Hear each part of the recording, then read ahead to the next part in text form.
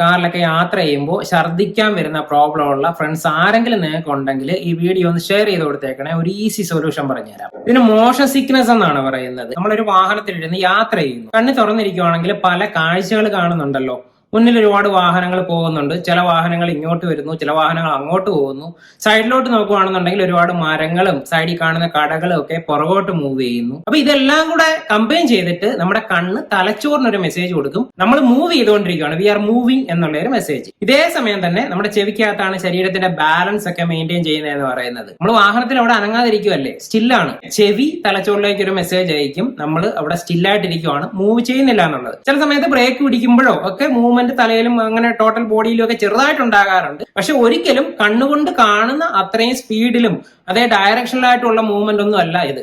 അപ്പൊ ഈ രണ്ട് മെസ്സേജും തമ്മിൽ ഒരു കോൺഫ്ലിക്റ്റ് ഉണ്ടാകുകയാണ്. ഈ കോൺഫ്ലിക്റ്റ് കാരണമുള്ള കൺഫ്യൂഷൻസ് ആൻസൈറ്റി പതുക്കെ പതുക്കെ കൂട്ടിക്കൊണ്ട് വരികയും ഒരു പരിധി കടക്കുമ്പോൾ നമ്മുടെ ശരീരം ഉറപ്പിക്കും എന്തോ ഒരു അപകടം വരാൻ പോവുകയാണെന്നുള്ളത്. അതിന്റെ ഭാഗമായിട്ട് വരുന്ന സിംറ്റംസ് ആണ് ഈ ക്ഷീണം, തലവേദന, ഛർദി എന്നുള്ളതൊക്കെ. ഒരു തവണ കാർ യാത്ര ചെയ്ത് ഇതേ രീതിയിൽ സിംറ്റംസ് ഉണ്ടായി ഛർദിച്ചൊക്കെ കഴിഞ്ഞാൽ ആ ഒരു മെമ്മറി ആയിരിക്കും നമ്മുടെ സബ് കോൺഷ്യസ് മൈൻഡിൽ സ്റ്റോർ ആയിട്ട് കിടക്കുന്നത്.